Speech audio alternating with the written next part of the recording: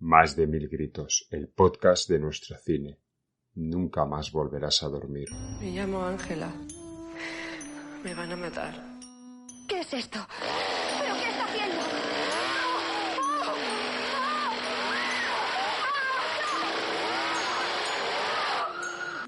Ya va, tienen que parar esa máquina, ya ha causado demasiados daños. ¡Quieto, quieto! ¿Por qué no razona? Habla de muertos que resucitan, de canibalismo.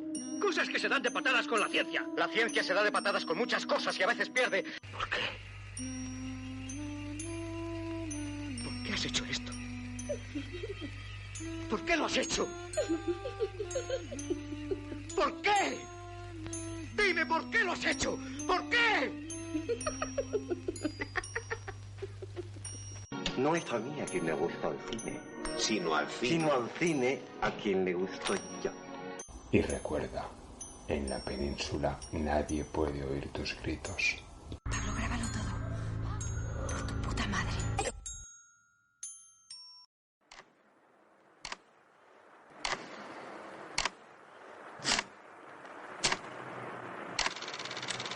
Sé que solo nos hemos visto 2 veces en nuestra vida. Estoy seguro de que solo tú podrías comprender lo ocurrido. Tú prometiste ayudarme, ¿recuerdas? Si ocurre lo que imagino, nadie te mandará la última película. Muy buenas, bienvenidos de nuevo a Más de 1000 gritos. Tras este parón que hemos hecho por el verano, porque meterse en el estudio con el calor que ha hecho era un poco inhumano, pues arrancamos con un programa muy especial para mí, y muy especial por distintas cosas. La primera, porque los que me conocéis sabéis lo mucho que significa para mí el número 13, y este es el programa 13, con lo cual por ahí ya es especial. Otro lado por los que es especial es por la película de la que vamos a hablar, que es Arrebato, que es una película que en 1900 se rodó. En 1979, es una de las películas más extrañas de nuestro cine. En alguno de los programas he hablado de un póker de películas extrañas que iremos teniendo. Bien, esta es la tercera de ellas. Una película que puedes amar u odiar. Yo he estado en los dos lados. He pasado de odiarla a amarla. Y ahora os contaré por qué, porque esa es la siguiente parte por lo que es especial. Hoy tenemos un invitado para mí muy especial, porque es la persona que me dio a conocer esta película, y porque es quizás el invitado que hemos tenido un poco más apartado del cine, pero un poco más apartado por su profesión, no por sus conocimientos. Es un músico con el arte en el ADN. Él es Iván Moya, músico de incontables bandas de rock, al margen de compositor de distintas bandas sonoras para varios cortometrajes, 2 de ellos míos. Y algo que directamente lo hermana con Más de 1000 gritos. La cabecera que todos oís cuando empieza cada programa y cuando termina es obra suya, es una banda sonora de uno de mis cortos y es parte de nuestro programa, con lo cual es más que hermano de este programa. Bienvenido, Iván. Hola, ¿qué tal? Muchísimas gracias, un lujazo y un honor. No sé si me he dejado algo de tu dilatada carrera, porque claro, eres ahora mismo músico de Tigre. ¿Sí? Tienes una banda de homenaje a David Bowie, otra Siniestro Total. Desde que yo te conozco has tenido unas 30 bandas más, o sea que lo tuyo con la música no es profesión, es enfermedad. Lo mío es como los empresarios estos que tienen varias empresas fantasma para escabullirse de los impuestos. Pues sí, pues algo de eso. La vida del músico es muy complicada. Bueno, la de Sí. hacer cortometrajes y hacer programas tampoco te creas que es la leche, ¿eh? Sí, correcto, también es verdad. Touché. Bueno, otra cosa por las que esto no lo sabe ni siquiera nuestro invitado, otra cosa por las que el programa es especial, antes de entrar a hablar de la maravillosa película que tocaremos, es porque cuando llegues a este programa, hará unos pocos días que el que aquí presenta el programa, Domingo Ortega, ha publicado su primera novela, titulada Sombra Z, que ni siquiera nuestro invitado ha leído aún. Bien, pues creo que es un buen momento para que hagamos un sorteo en Más de 1000 gritos. ¿Qué es lo que tenéis que hacer para poder optar a esa novela? Pues simplemente mandarnos un mensaje a másdemilgritos@gmail.com con vuestro nombre y vuestra dirección. Y de aquí a que grabemos el siguiente programa, pues se hará el sorteo. Es decir, si tú estás oyendo este programa y el número 14 aún no está colgado, tienes una oportunidad de conseguir esa novela. Y si no, pues siempre la puedes comprar en Amazon. Bueno, Iván, ¿qué te parece? Vamos a sortear una novelita y a ver si la gente le gusta. Una novelita no, tu novela, ojo. Mi novela, que no es poco. Madre Son años mía, de trabajo. Enhorabuena también por eso. Bueno, eso me lo dices cuando la leas. Bueno, da igual, o sea, los gustos ya sabes que en estas cosas son muy para gustos colores o para gustos críticos, pero escribir una novela ya tiene mucho mérito. Que sea buena o no, eso ya dependerá de muchos factores, de gustos y de tal. Pero, jolín, enhorabuena solo por empezar algo, llevarlo a cabo, que tiene muchísimo mérito. Pues muchas gracias. Sí, lo dicho, pronto podréis optar aún a escribirnos. Bueno, vamos a entrar a hablar de la película. En primer lugar, lo que decía, creo que es una película que amas o odias, y tú, como sabes, he estado en los dos lados. Esta película, yo la primera vez que la vi, me la recomendaste tú cuando nos conocimos, que empezamos a trabajar juntos, y yo la vi y dije, esto es una basura, o sea, ¿cómo le puede gustar al chaval esto? O sea, yo pensaba que no íbamos a ser amigos ni nada después de aquello. Y bueno, años después, por su lanzamiento en Blu-ray, con una madurez cinematográfica, quizás por mi parte, o porque ya no tengo filtro y me entra todo, pues la volví a ver y me enamoró. Y por eso estamos haciendo este programa. ¿Qué significa para ti esta película? Porque, si no me equivoco, no me equivoco, eres la persona que conozco que más adora esta película.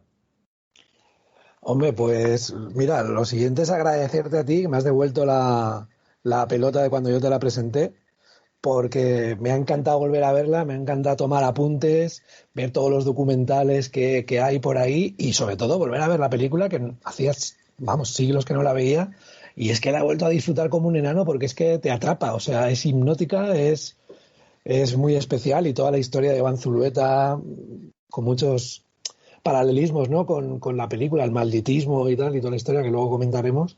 Y la verdad que eso, que agradecerte muy mucho la oportunidad porque me ha encantado volver a verla y es que no sé si el término se me entenderá, pero es que sigue siendo retromoderna, ¿verdad? O sea, es una película del 79, pero que dices, tío, que parece de arte y ensayo, que cualquier modernito de hoy la podría haber hecho y le dirían, uy, ¿sabes? No sé, o sea, luego la destriparemos un poco más, pero me ha encantado y me ha hecho gracia también en alguno de los documentales que vi, que nombraban que cuando la pasaron en la versión española de 1999, que esa sería la que yo vi, porque yo la vi en la tele, cuando yo luego te la recomiendo es porque la había visto en la tele, entonces tú y yo nos conocemos desde 2004 o algo de eso, y a mí la película me marcó. Luego esa colección que salió de películas del país, en la que salían películas de cine español, y la tengo todavía de esa colección, y sí, tío, la verdad que me marcó, me gustó muchísimo y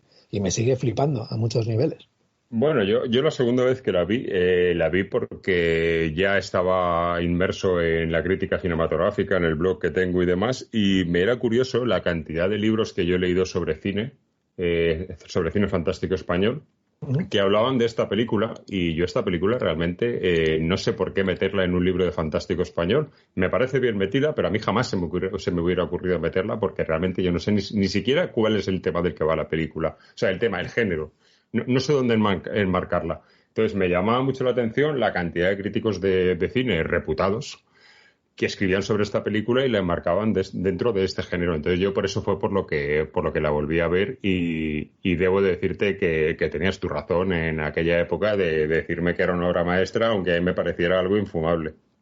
Pero aún así, disculpa, anoche cuando la volví a ver, la veía y la película me embruja, me atrapa, pero me sigo preguntando por qué, porque no es una película perfecta, ni muchísimo menos.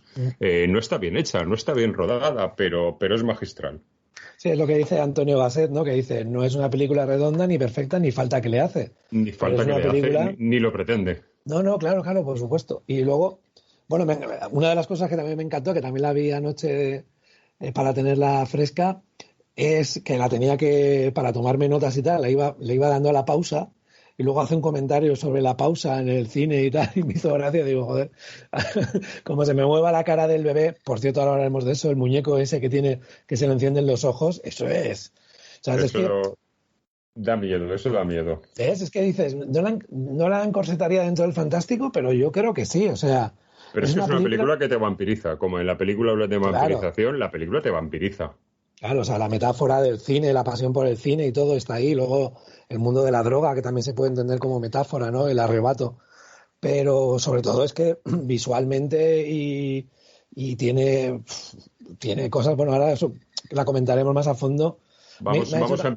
Vamos a empezar, si te parece, con una cosa que yo quería comentar, porque viendo uno de los documentales, que supongo que hemos visto los mismos, creo que esto fue en Arrebatados donde lo vi, una entrevista que le hacen al propio Zulueta y él dice que para hacer la película lo que hicieron es medir el tiempo de metraje que tenía León Pardo, su anterior cortometraje, medir lo que les había costado ese corto y dado el metraje que tenían, para cuánto tiempo de metraje tenían para hacer una película. Correcto. Y por eso cuántos rollos podían usar y de ahí marcarse los decorados que iban a tener y escribir el guión. O sea, dices, esto es como empezar algo totalmente al revés. Sí, de hecho, creo que hacen un comentario de que las películas de la época solían costar 40 millones de pesetas y que les costó 14.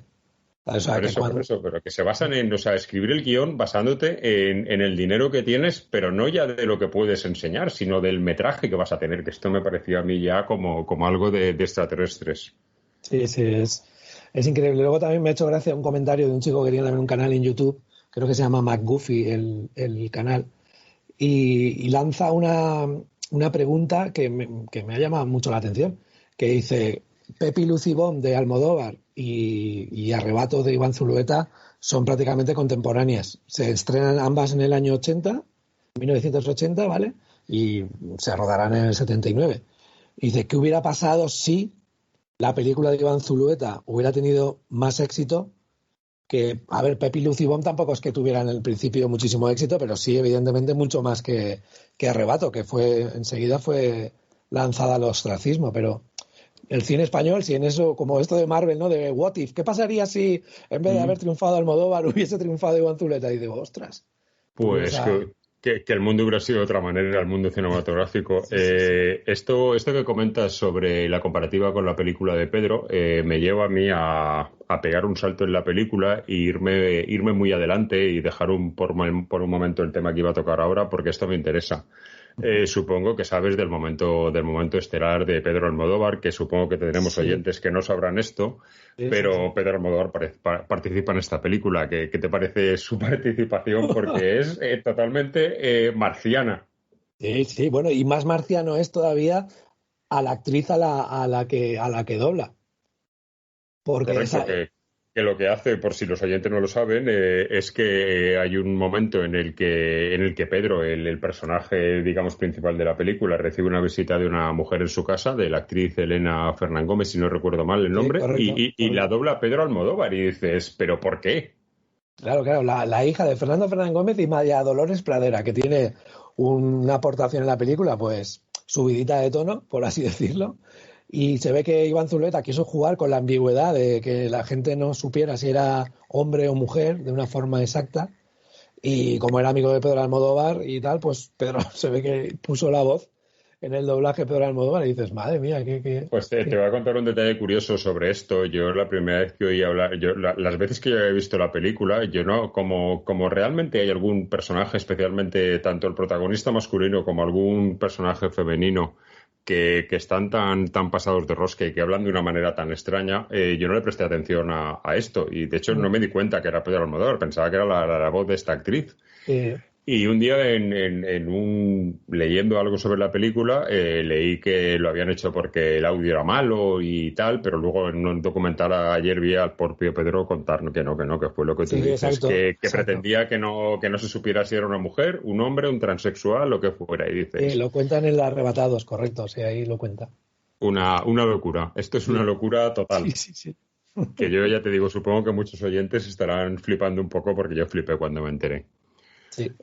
Por otro lado, volviendo otra vez al principio de la película, a lo que es el arranque de la película fue un fracaso en su estreno, como tú decías, no es que no tuvo nada que ver con la de Pedro, sino que fue un fracaso total, pero sin embargo, un año más tarde se reestrenó en sesiones nocturnas y en ese mercado aguantó un año y medio, o sea, esto es impensable hoy en día, un año y medio una película en cartel, y ahí es cuando se convierte de culto.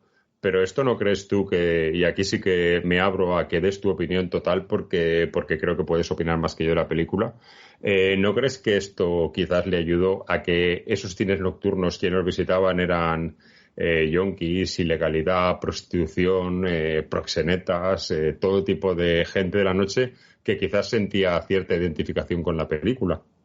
Claro, yo me imagino que si la película hubiera tenido una campaña de promoción cuando se estrenó más potente, cierto es que la película es rara y que es verdad que muestra por primera vez, que es también una de las cosas que dicen, el mundo de la droga de una forma sin tapujos, o ya no sé sin tapujos, sino sin posicionarse en nada, ¿sabes? Te muestran los personajes haciendo cosas y no es como el Pico o todo el cine kinky que había en el que pues luego la gente robaba, atracaba o veías que había problemas familiares y el drama de la droga. En este caso, aquí no, aquí te muestran los personajes y es súper moderna en eso. Entonces, pues claro, todavía estaba la censura, Franco había muerto muy recientemente y eran los primeros estertores. Aún de hecho dicen que no era ni movida madrileña en los 80. Que va, o sea, esto es más que la movida madrileña. Claro, se adelanta un pelín a todo eso y me recordó eso que dicen de que cuando en el 82 los cines Alphaville la rescatan y la proyectan de noche, ese tipo de fenómenos que se da también con una película mítica de musical, que es la de Rocky Horror Picture Show, que también le pasa lo mismo, que era una película que cuando la estrenó no tuvo repercusión, la pasaron a la sesión golfa y en la sesión golfa, pues bueno, ¿qué la poblaría? Pues yo que sé, habría de todo, evidentemente. En el año 82 en Madrid, pues imagínate lo que... Los golfos de la noche. Claro, habría de todo. Gente también luego, que Iván Zulueta luego él reacciona un poco como el personaje de Wilmore, de Pedro, con lo que rueda, que luego él hace un comentario como que no le gusta lo que rueda y tal, y Iván Zulueta también hace un comentario como que le costaba volver a ver la película, pero que cuando luego fue viendo que la gente le empezaba a gustar, que la empezó a mirar con otros ojos, ¿no? También. Sí, porque no habla, por la modernidad que dices que tiene y lo atrevida que es, no habla solamente de las drogas en un momento en el que parecía que era pecado hablar de todo. Habla de las drogas, de la homosexualidad, de la vampirización a la que se somete, que habla de la vampirización de las drogas, pero yo creo que también incluso habla de la vampirización que el cine provoca a gente como tú y como yo, incluso que te engancha a una droga que no es insana, pero bueno, no deja de ser una droga cuando te lo tomas como una afición tan extrema. Sí, luego también me parece súper moderno y ahora con todo esto que se está ahora tratando un poco más de la igualdad y tal, si te fijas, la escena del desnudo que hay con Cecilia Roth y Eusebio Poncela me gusta porque es hipernatural. O sea, estas películas, cuando estamos hartos de ver que la gente se tapa luego con las sábanas, cuando nadie se comporta así, cuando acaba de tener sexo con su pareja, nadie se tapa, luego no le da pudor ninguna cámara. No y tiene aquí, ningún sentido. Claro, tanto Cecilia Roth como Eusebio Poncela se le ven...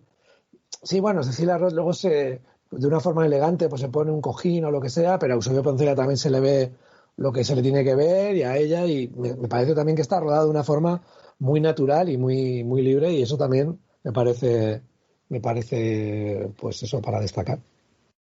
Sí, es para destacar eso, incluso la naturalidad que tú dices. A mí me llamó la atención también la naturalidad que hay en cuanto a que no parece una película barata, no está iluminada, se ve claramente que todo lo que tiene es iluminación natural, que no tiene focos ni tiene nada, todo es demasiado natural, y siendo todo natural, los planos que hace detalle son excesivamente perfectos con lo imperfecto que es el resto de cosas. O sea, que es un poco algo extraño eso. Sí que nombran, sí que había director de fotografía, pero claro, rodaban tanto pues eso, no eran decorados, y sí que nombraban que, pues eso, que intentaban jugar un poco con... De hecho, hay un documental que también es de la 2, de un programa de la 2 que se llama La mitad invisible, en el que sale el director de fotografía, que sale en más documentales, y también sale este señor, que ahora perdonar, no me acuerdo del nombre, que también nombra pues eso, cómo intentaban iluminar, como podían, también utilizando elementos de la casa porque hay dos casas, un piso que tenía Zulueta y una casa que era de Jaime Chávarri, el director que era compañero de él de estudios, y cómo intentaban pues eso, iluminar de la forma que podían con elementos que tenían. Había poco foco, efectivamente, como tú dices, no había mucho matiz en eso, pero sí, el tío que trabajaba en la iluminación, claro, este señor flipaba porque venía de trabajar con gente pues de otra generación, y cuando se planta ese hombre ahí en ese rodaje con todo lo que vería y tal, y sobre todo Zulueta, que era muy anárquico, ¿no? A la hora de rodar y tal, y lo que son los tiempos y todo lo que es el orden normal de un rodaje, con Iván Zulueta se ve que no era así.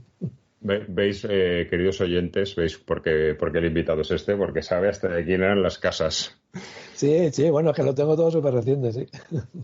La primera escena de la película, en la sala de montaje, que por cierto la persona que hace de montador monta la película de verdad. Yo veo muchas intenciones respecto a lo que vas a ver, porque yo ayer, viendo la película por tercera vez y ya pretendiendo ver detalles, no solo te dice que vas a ver una película sobre el cine, una película de metacine, también dice que vas a ver una película, en mi opinión, en la que magnéticamente el espectador va a ser parte de esto. Quiero decir que la película, en general, es demasiado abierta a todo. No que tenga un final abierto, sino que cada escena es demasiado abierta a interpretaciones del espectador. Y a mí esto, aparte que creo que ya lo dice al principio con la conversación que tienen, creo que me parece brutal.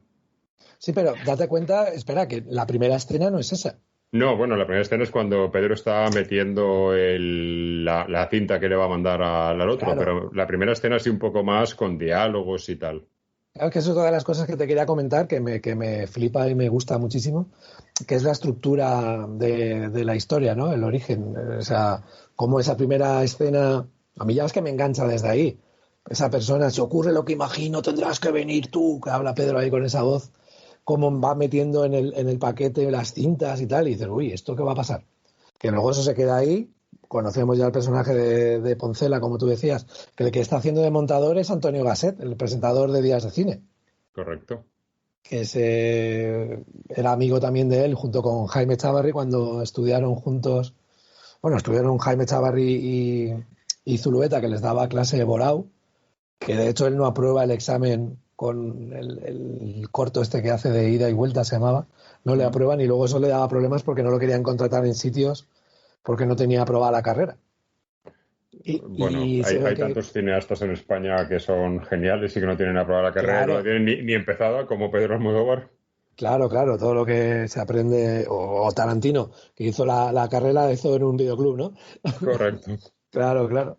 Pues se ve que con Antonio Gasset, que eran muy apasionados del cine los tres, pues viajaban hasta a París, incluso a ver películas que aquí no estaban estrenadas y tal, y la verdad que es una época apasionante. Viendo ahora los documentales, decía, ostras, esta gente en aquella época, que el cine todavía no es como es ahora, ¿no? Que es tan, pues esto, Marvel y todas estas grandes productoras, Disney, que lo fagocitan todo. Allí, pues eso, esa experiencia de ver el cine, de viajar a una ciudad que no es la tuya para ver películas y tal. Y luego que yo soy un fan acérrimo de Antonio Gasset, de cuando pasó por Días de Cine, esos comentarios que hacía, eso es impagable. Ese hombre es un grande. Una institución dentro de nuestro cine. Sí. Te voy a hacer una pregunta un poco trampa por un tema que quiero que tratemos ahora. Bueno, al margen de esto, si tú quieres sacar temas, no tengo que sacar yo solo temas, que aquí el invitado eres tú y el que tiene que mandar eres tú, que estoy aquí disparándote y no te dejo. No, que va, yo estoy aquí, es un toma y daca, muy bien. Venga. ¿Tú piensas que en algún momento la película, y ahora te explicaré por qué te hago esta pregunta, tiene un fallo de récord brutal? ¿Que canta demasiado? Si tienes que pensarlo, no lo has visto. No lo he visto, no. Yo es que ayer, yo nunca me había fijado en esto, pero ayer viéndola, cuando recibe la primera cinta, que está sentado en el sofá y la tira al suelo como de mal genio y se va. Sí, que luego está en la silla, ¿verdad? La butaca. Luego está en el sillón donde se sienta, y yo me preguntaba ayer, ¿esto es un fallo de récord o lo que pretende es contarnos que como que las cintas tienen una especie de vida y que necesitan ser reproducidas y se lo piden al espectador? Pues no lo sé, igual hizo de efecto virtud, pero a mí lo que me hizo pensar, sí que es verdad que sí que me di cuenta, pero lo que me hizo pensar es eso, pues eso, aceptas el juego en el que estás y dices, la cinta se ha puesto ahí, ha vuelto ahí para que él la vea, para que igual luego realmente fue un fallo de récord y mira, y y ya nos ha parecido, ay, los eruditos le damos vueltas a todo, oh, eso está ahí, y realmente fue un puñetero fallo. Puede ser, pero forma parte del encanto, ¿no? De todo esto. Sí, yo pienso que no es un fallo de récord. Yo cuando lo vi pensé más que en un fallo de récord, que es lo que te parece, pensé en que lo que pretende, lo que te digo, lo que decía al principio, que creo que Zulueta lo que pretendía es que el espectador sea parte de la película decidiendo lo que significan ciertas cosas. Esta es una de ellas. Sí, que te la dejan bandeja para que tú decidas lo que crees que es. Hacían mucho hincapié en que, como comentaba antes, el carácter así un poco anárquico en cuanto a horarios y tal de Zulueta. Hay que también comentar, porque forma parte del rodaje, que él era ya adicto a la heroína en ese rodaje, lo que pasa que, según dice él, de una forma controlada, pero claro, pues eso, que se despertaba muy tarde, que igual hacía reuniones por la noche, tenía los horarios totalmente cambiados, pero luego hacen mucho hincapié en que, ojo, que luego el guión, que lo sacaron también a la venta y que circula por ahí, que estaba todo, o sea, que dentro de su anarquía y de su caos, que era un tío que lo tenía todo clarísimo, visualmente sobre todo, porque se ve que luego lo que era el tema de escribir guiones le costaba más o no, por eso luego no hizo más películas, bueno, entre la heroína, su adicción y su forma de ser, pues hizo que no tuviera una carrera. Sí, bueno, lo de esto que comentas, aparte de que el guión, ese guión que comentas que existe a la venta hoy es una pieza de culto que se vende por auténticas barbaridades, porque parece que es inconseguible, lo de que tenía control sobre las drogas, yo que soy algo mayor que tú y que he vivido, digamos, la época de la heroína desde, pues siendo ya un chavalillo, te digo que eso es lo que decían todos, ¿eh? Lo de no, yo controlo, eso lo decían todos, los que controlaban y los que no. Sí, correcto. Pero también llama mucho la atención que un tipo de persona así, que se encerraba en su casa en San Sebastián, también era un niño bien, con lo cual igual no tenía otros problemas. O sea, venía de una familia adinerada. Pero me refiero que es una persona que aguantó viva, caray, es que muere en el 2009. Y sí, para la vida que llevó aguantó lo suyo, desde luego. Y le ves en las declaraciones y lo ves una persona cabal. No, bueno, luego ves a Wilmore también, que también falleció a posteriori, y también otro personaje, sabes, que también con una vida muy, muy, muy curiosa. A mí viéndolo hablar, a Zulueta, ¿sabes a quién me recuerda? Salvando las distancias, porque son dos artistas, pero dos artistas totalmente distintos. Pero a mí me recuerda mucho en esa vida bohemia, en esa vida de hoy, en esa de he pasado por todo y me he tomado de todo, me recuerda mucho a Dalí. Sí, en su forma de estar de vuelta de todo. Sí, hay hay artistas de estos que pues caen en el mundo de la droga. Yo soy muy fan también de Antonio Vega, que por cierto a mí me flipan estos paralelismos que se tratan entre gustos que uno tiene, cuando luego de repente Wilmore tenía una hermana que se llamaba Carmen, que fue pareja de Antonio Vega, que de hecho hay un documental que se llama Tu voz entre otras mil, que es sobre la figura de Antonio Vega, en la que sale tanto Carmen, la novia de Antonio Vega en un momento determinado, y Wilmore. Y Wilmore achacaba a Antonio Vega el haber inducido a la droga más fuerte a su hermana. La otra lo negaba y le decía, pero si tú ya te movías por esos ámbitos y tal, y él, en fin. Pero cómo al final estas cosas, ¿no? Estas conexiones astrales entre gente que te gusta, en este caso como Zulueta y luego como Antonio Vega, que tienen puntos en común, aparte de la heroína, maldita heroína. Me interesa que me hables de música porque evidentemente es lo tuyo, aparte de que sepas de cine, que nadie lo va a cuestionar, pero me apetece que me digas lo que piensas de la música de Arrebato, porque yo creo que es una ida de olla total el cómo usa música de verdad, con compases, con ruidos, con incluso el ruido que hace el pulsador de la cámara cuando toma los fotogramas y te lo mete de una manera que hasta ese ruido que parece insoportable es agradable. A mí me flipa. De hecho, he intentado investigar y no lo he encontrado en ningún sitio porque en todos lados pone música negativo. Negativo era una banda de punk del norte, de ahí de los míticos grupos de punk vasco, y ellos son los que firman la canción esta que hay en la escena de Elena Fernán Gómez. Es una canción que se llama Ansiedad, pero el resto de música de la película, música accidental, esos sonidos, esa cuenta atrás, cuando la cámara de Super 8 se pone a rodar, una escena que también me acordé de ti porque, si te fijas, hay una musiquita como también de cajita de música de esta que suena por ahí a veces con un pianito, una especie de pianito. Qué maravilla. ¿Y por qué te acordaste de mí con esa canción? Por cuando hablábamos de lo que querías para el corto de X en cuanto a música de xilófono y tal. Es que necesitaba que me lo dijeras, porque adoro esa canción y por eso es la sintonía del programa, porque adoro esa canción y te adoro a ti desde el día que la creaste. Hombre, para mí fue un lujazo, la verdad que cuando... A mí que me encanta el cine y que me encanta la música, cuando los amigos artistas como tú piensan en mí y me dan la oportunidad, lo disfruto muchísimo. Y en el caso de esto de lo de la música, tío, es que no he encontrado más información al respecto y no sé, a ver si hay alguna oyente o algún oyente que lo sepa, porque ya te digo, me flipa y es un elemento más muy importante en la película, ¿verdad? Yo creo que... Y es raro que con lo mítica que ha sido esta película, lo perseguida que está, lo buscada que está en los guiones, los libros que hablan sobre ella, que no se ha editado nunca un CD con la banda sonora. Sí, y es que realmente, bueno, me estuve empollando, lo que nombran por ahí por internet es que sale, en cuanto a la música, sale un fragmento de una ópera de Wagner, ¿vale? Que es la que sale... Que esa escena también, yo he encontrado varios guiños muy evidentes, o sea, no voy a descubrir nada, pero cuando Eusebio Poncela abandona la sala de montaje con Antonio Gasset, que por cierto dice la mítica frase que tú también la tienes en el inicio del programa y que me parece... Correcto. No es a mí a quien le gusta el cine, sino es al cine a quien le gusto yo.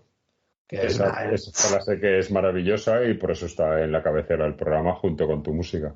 Es maravillosa y que le pillan a la película como anillo al dedo. Que encima se pone los colmillos de vampiro para decir la frase. Es que está todo muy, muy bien hilado. A mí me parece muy redonda en muchas cosas, a pesar de que evidentemente no lo sea y tenga muchos fallos y muchas carencias. Pero en cuanto a estructura de guión y en cuanto a detalles, la veo riquísima y me flipa. Y ese momento en el que ellos están precisamente editando una película con Cecilia Roth de vampira, ¿no? Que es lo que se ve al principio, lo que están editando, y que es muy impresionista alemán, ¿no? Ese estilo de película en blanco y negro, así como muda, como el Nosferatu de Murnau y tal. Sí, está muy metido en esa época también. Por eso la película juega con muchísimas cosas. O sea, puede jugar con el terror, con el drama, con la depresión, con el cine kinky, con el cine homosexual, con el cine heterosexual, con todo, con lo que quieras, vamos. Pues es lo que te decía, que cuando acaba esa escena de la mítica frase de montaje, que también me gusta la última frase que dice Antonio Gasset es que te den por culo. Digo, es que siempre tiene que tener la frase, es genial para la puntilla, pero bueno, cuando él luego coge el coche, el personaje de Eusebio Poncela, de José Sirgado, coge el coche y recorre la Gran Vía madrileña, ese es un momento Taxi Driver total. O sea, con esa música mítica y viendo los estrenos que había en Madrid en ese momento, cosas tan dispares para la película como Bambi, creo que sale, ¿no? Si no recuerdo, y una de las partes de Rocky. Sí, Superman, ¿no? Es Superman, la primera, el estreno de Superman, sale Bambi, sale Fantasma, una película de terror que estrenaron por la época, y mientras suena eso, una pieza de Wagner del Ocaso de los Dioses, y es un momento, a mí me recordó totalmente a Taxi Driver y no creo que sea casualidad, pero igual es... No, yo creo que todo está estudiado en esta película, que no hay nada que sea casualidad ni que sean errores realmente. Claro. Y luego, por cerrar el tema de la banda sonora, en la banda esta que se llama Negativo, se ve que el cantante se suicidó, no sé qué historia, y entró el hermano de Iván Zulueta, Borja Zulueta, entró como cantante de la banda. Lo que no he llegado a saber muy bien es si, evidentemente, es él el que canta la versión, porque hay maquetas por ahí por YouTube que suenan mucho peor de esta banda, pero bueno, lo que he leído, la banda tuvo fama por ahí como pues antes de la Polla Records y tal, y de Escorbuto y otras míticas bandas de la escena punk de ahí del País Vasco. Sí que tuvo porque había el batería, era de Parálisis Permanente también, o sea, pero pues ahora, ya te digo. Esto es una información muy rica que yo no tenía y oye, que supongo que a nuestros oyentes y nuestras oyentes les gustará porque es muy bueno tenerlo. Sí, yo tengo la duda de si realmente sí que están implicados en algo más, porque claro, el resto de música no encaja con eso. Ellos son un grupo de punk radical vasco, y el resto de música de la película Accidental y tal, no lo sé de dónde... Igual la saco de otra cosa y no tiene nada que ver, pero me llama la atención que pongan como música Negativo. Bueno, pues una de las idas de olla, seguramente. Sí. Me comentabas tú antes que lo tenía aquí apuntado también. Una de las primeras ideas de ollas es en la noche de cuando se acelera la programación de la tele ante los ojos de esa muñeca que comentabas. Bueno. Que esto es... ¿Cómo puede ser tan perfecto y tan imperfecto a la vez? Madre mía, esa presentación del personaje bueno, lo conocemos al personaje de Pedro, el de Wilmore. Lo conocemos al principio de la película, como te decía, cuando él mete, que ya te inquieta, ¿no? Esa persona es un poco también Tim Burton, ¿verdad? Es un poco Eduardo Manos Tijeras, él con su forma, con la cara tan blanca, el pelo negro así despeinado y tal. Es un personaje así muy, muy siniestro, muy Joy Division, muy ese tipo de personajes, y ya te llama la atención, dices, uy, esa voz en off. A mí ya cuando una película empieza con voz en off, es un recurso que a mí ya me tienes ganado para todo. Pero cuando luego van a la casa de la tía allí y sí ves que hay un tío raro que está haciéndose vídeos con una cámara Super 8, pero esa escena cuando se abre la puerta, que están ahí con esa otra actriz que es la que hace de la tía, es Carmen Giral se llama, están viendo una película, se abre la puerta, entra el personaje de Marta Fernández Muro, el que se llama Marta también, y el personaje de Poncela, entran y si te das cuenta, cuando se cierra la puerta, está Pedro detrás de la puerta. Sí. Que no lo habías visto y ya te dices, ostras, ya te da ese primer toque. Luego ellos están viendo la tele, una película antigua, no sé de quién era, si de Marlene Dietrich o de Lagarbo, de una película antigua. Y están hablando de cine, de cómo era el cine de antes y tal, y de repente el personaje de Poncela, el personaje de Sirgado, del director, está viendo la tele y en la esquina de la tele se refleja también el personaje de Pedro.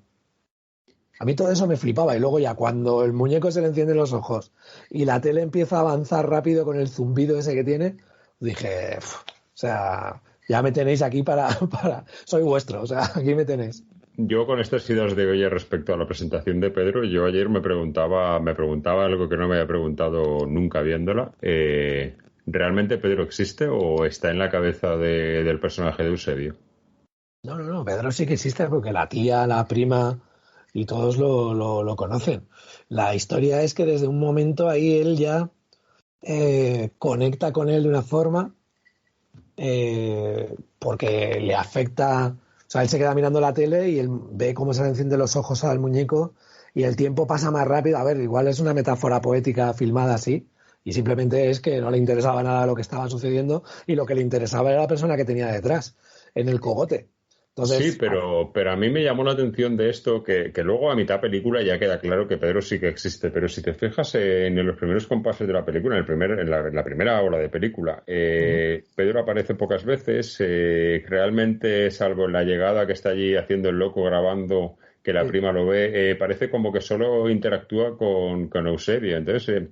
llegas a decirte, hostia, ¿realmente existe este hombre o está en la cabeza del otro? Pero luego, evidentemente, ya aparece más. Pero sí que hay un momento ahí en el que parece que quiera sembrar la duda en el espectador, o por lo menos a mí me la sembró. Como el Club de la Lucha, ¿no? Sin spoilers. Sí, no, bueno, la película con los años que tiene podemos hacer spoilers, no. Pues... Y el desfase total que tiene con las drogas, con el uso de las drogas, desfase y naturalidad al principio. Hoy en día, desde luego, en la época que vivimos, esto no podrían rodarlo, esta película, ni por eso ni por nada de lo que tiene. Sí, a mí me flipa. Me flipa todo el concepto de la peli, o sea, el concepto del vampirismo, del celuloide vampírico, ¿sabes? De la cámara que, pues esto siempre se ha dicho, ¿no? De las creencias de ciertas tribus indias o de la antigüedad, de que la cámara te robaba el alma, ¿no? De que si te hacían una foto te capturaban el espíritu y tal. Luego también he visto que él también se basa en algunos relatos en Romain Gubern, que era fue un político pero que sabe muchísimo de cine. Hablaba también del terror psicológico, la vanguardia experimental y que hablaba del cine soviético. Porque había también la relación del hombre con la máquina y el vampirismo y de un relato de Edgar Allan Poe también que se llama el retrato oval, sí, en la que un pintor pinta tan fielmente a la modelo que cuando acaba el retrato sobre ella es tan fiel que es como si le hubiera robado la vida y ella cae muerta y dices, ostras, qué curioso también. O sea, bueno, que como siempre las influencias están ahí de muchas cosas, no se sabe en qué pensaría, pero a mí me parece una idea brutal. El de la cámara que te vampiriza y el fotograma rojo. A mí me parece una genialidad. A mí me vampiriza la película, de verdad. Pero además lo que te digo, te insisto en lo que te decía antes, es que ayer yo la estaba viendo y decía, pero ¿por qué me vampiriza esto? Pero si es que la película, no sé si es buena, si no es buena, no sé qué me atrapa de ella, pero aquí estoy, tragándomela a las 2 de la mañana, mañana teniendo que ir a currar y viendo la película y sin poderle dar el stop. Sí, tal cual. A mí me flipa en ese sentido. Me flipa y ya te digo, no sé de dónde vendrá la inspiración, pero me parece una genialidad. Me parece. Claro, él venía a hacer el cortometraje que hablábamos antes en Super 8 de Leo Espardo, porque él también, Almodóvar, que también utilizaba mucho el Super 8, también habla de eso, de la calidad de todo lo que tenía rodado Zulueta en Super 8, que en la película vemos cosas y forma parte de. Entonces, cómo se fue hilando algo que en una idea originalmente de la película igual iba a ser otro corto, pero que al final, pues lo que tú comentabas antes de con tanto dinero, pues si hemos hecho Leo Espardo por tanta cantidad y duraba tanto, pues cuánto nos costaría hacer 120 minutos, ¿no? Y cómo utilizan metraje del Super 8 y cómo encaja todo y cómo, no sé, me parece una genialidad, ya te digo. Yo creo que no, mi opinión personal, que no necesita que este hombre simplemente era un artista, como decía antes, comparándolo con... Uah, se me ha ido el nombre del pintor, madre mía. Dalí, con Dalí, pues creo que son gente que simplemente llevan el arte en la sangre y que no necesitan basarse en nada, se basan en su locura y en su cordura al mismo tiempo. Sí, de hecho él... nombra cuando en los años 60 se llega a ir a Nueva York y ahí él, que también, pues eso, es muy famoso por sus carátulas de películas y tal, o sea que el lado pictórico y visual es su especialidad y se ve que le influye mucho pues Warhol, Lichtenstein, que es este hombre que hacía también esos cuadros que parecían como cómic con puntitos, mujeres o chicas muy coloridas con que todo lo que es el grueso del cuerpo eran como puntitos, que también él en la película está de 1, 2, 3 al escondite inglés, que es su anterior largometraje y el único que tiene junto con este. Todo ese mundo pop sí. Le influye mogollón. Que de ese mundo pop quizás viene otro de los momentos locura total que tiene la película, que es el momento de la muñeca de Betty Boop, que no sé qué atracción tenía hacia esto, pero me parece brutal esa escena, cómo sienta a la actriz en la silla y la deja ahí mirando la muñeca con otra ida de olla total. Y de hecho eso me recordó, salvando las distancias, en Origen, creo, que también me flipa mucho ese director, el director de las de Batman, y ahora me quedo en blanco con el nombre. ¿Nolan? Correcto, Christopher Nolan, que también necesitan tener como un tótem, ¿verdad? La peonza en el caso del personaje de DiCaprio o otros personajes para poder entrar en ese otro mundo del sueño. Y aquí también hablan de eso también, es que es brutal porque para colgarse, para llegar al arrebato, para pausarse, necesitan tener un elemento, un álbum de cromos, en el caso del personaje de Pedro y de Poncela, o en el caso de ella, un teatro de marionetas que había ahí, o la figurita el peluche de Betty Boop. Y es también como necesitaban. A mí eso es que está plagada de detalles, tío, súper interesantes. Hay una cosa que a mí también me llama mucho la atención, porque yo ayer le buscaba defectos también. O sea, si le buscaba defectos, mentira, los veía, como lo que decía antes de ese posible fallo de récord. Uh-huh. Casi ya metiéndonos en el final de la película, y hay una cosa que dices, está un poco correcta la película, que hay una riña de la pareja en el piso, que están tirándose de todo, están insultándose, que la chica está fuera de plano, quien está en plano es Eusebio, que mientras ella despotrica está montando una pantalla para el proyector. Correcto. Pues si te fijas, ahí hay un momento en el que la cámara está claramente en un trípode, no como hoy en día que todo se hace a pulso con la cámara y que es un coñazo. Uh-huh. Me atrevo a decirlo en este momento, pues la cámara está en un trípode y llega un momento que la ida de olla que tiene ella es tal que le pega un golpe a la cámara y aún así la escena es la que está montada y todo sigue para adelante y no pasa nada. Sí, de hecho decían también que el único plano realmente así más elaborado que hubo fue precisamente el que comentábamos antes de Cecilia Roth haciendo el baile, esta coreografía que hace de Betty Boop cuando la iluminan así, que ahí hay un traveling, dicen que es el único traveling que hay en toda la película, que el resto estaba todo o bien con trípode o bien con cámara en mano. Y ahí sí que hay un pequeño traveling. La verdad que está muy bien esa escena también. Se luce ella porque canta. Se ve que luego fuera de plano estaban los familiares de Cecilia Roth. Estaba Ariel Roth, su hermano, estaban los padres y que había mucha gente en la casa y que al equipo técnico si ya las condiciones ya eran precarias, ¿no? De rodar ahí en una casa, en un interior, encima con más gente de la que tocaba, se les hizo complicado, pero bueno, se sentía él muy orgulloso de ese plano. Cecilia Roth también lo comentaba como que es su plano favorito de la película. Y sí, la verdad que la película, en cuanto a colocación de cámara, hay algunos planos también que me gustan mucho, como cuando sale el edificio este de España, que es donde vive el personaje de Pedro, y está Eusebio Poncela y la cámara lo enfoca desde abajo y se ve todo el edificio. No sé, la verdad que desde luego Zulueta tenía las imágenes muy claras, ¿no? Era una persona acostumbrada a eso, a dibujar, a pintar y a trabajar con la imagen. Sí, eso es un todo en uno, ¿no? Como suele decirse. Otra cosa también respecto a lo que decía antes de los planos extraños, un plano que a mí me atrajo mucho es casi al final, cuando Marta desaparece frente a la cámara, cuando está en el proyector viendo, y de pronto ella desaparece y al mismo tiempo hay una imagen de él congelada, no sé, me parece que de pronto ella desaparezca es algo... A mí cuando la primera vez que vemos que la cámara se mueve para enfocar a alguien sola, la cámara esta de Super 8, la que les vampiriza, a mí eso me parece también un detallazo, tío, supremo. O sea, me parece genial. Y eso sí que es un elemento de terror, ¿no? De fantástico. Sí, porque se mueve la cámara, luego claro, la chica desaparece, luego incluso lo que decía, hay un momento en el que él está en un fotograma congelado, pero eso es un poco más adelante, cuando ya...